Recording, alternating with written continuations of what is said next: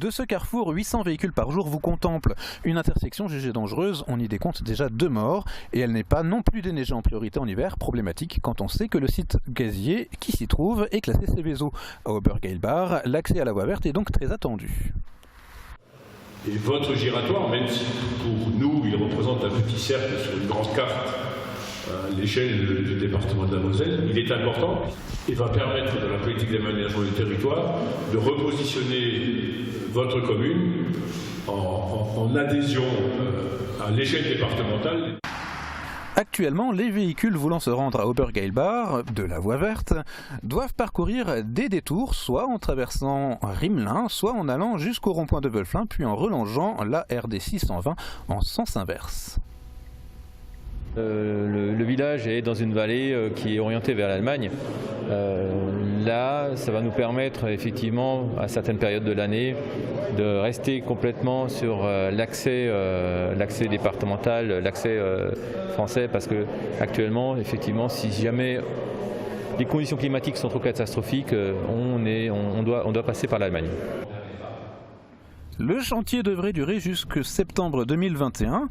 Il coûtera 800 000 € entièrement pris en charge par le département.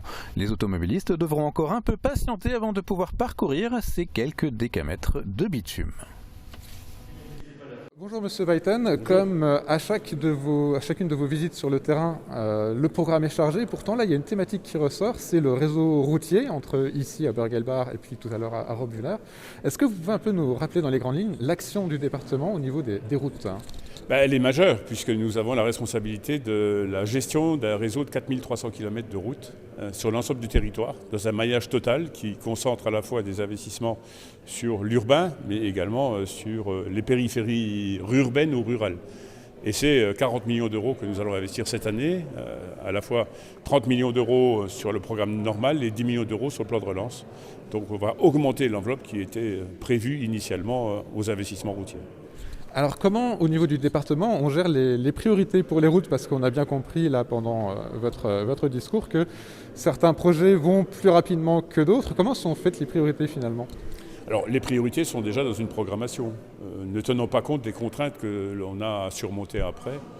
Alors, la première des priorités, c'est un bon entretien de notre réseau et notre maillage routier pour préserver les infrastructures, donc la superstructure, les fondations.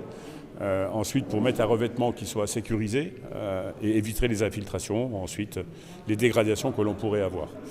Le deuxième niveau, c'est un niveau de sécurité. Ici, au Obergeilbach, c'est le problème d'échange, qui est dangereux, sur lequel on va aménager, réaliser un giratoire. Et pour nous, la sécurité routière fait partie de nos grandes priorités. Il faut qu'on réduise le nombre d'accidents et surtout le nombre de tués sur nos routes départementales. Et le troisième niveau, c'est une politique d'aménagement du territoire. Pour nous, c'est aussi absolument essentiel. On réfléchit à certains projets, en particulier ici sur votre territoire.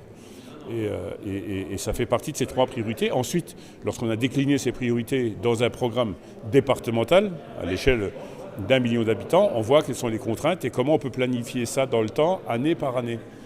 Quelquefois, des dossiers mettent du temps à sortir parce qu'on a la contrainte archéologique, on a la contrainte de l'acquisition foncière, on a la contrainte liée à la préservation de la biodiversité. Donc, ce n'est pas toujours très facile. On a des fois des dossiers qui vont durer 3, 4, 5, 6 ans. Nos concitoyens ne le comprennent pas, mais c'est la durée nécessaire. Ici, on a décidé, il y a déjà longtemps, il y a 30 ans que ça avait été décidé, vous imaginez cet échange.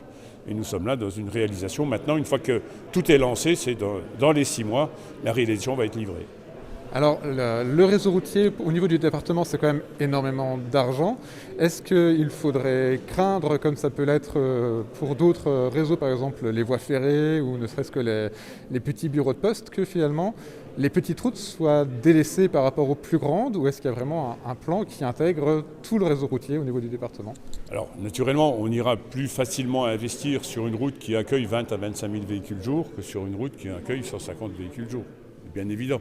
Mais on a une vision complète. C'est pour ça que j'ai territorialisé les services routiers qui connaissent mètre par mètre chacun chacune des routes départementales dans la programmation des investissements et pour nous c'est indispensable.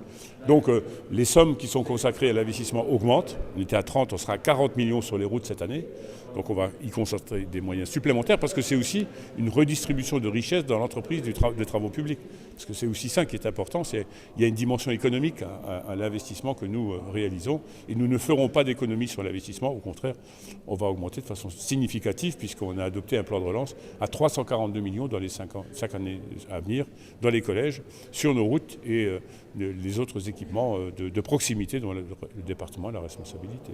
Monsieur Beyton, merci beaucoup. Merci à vous.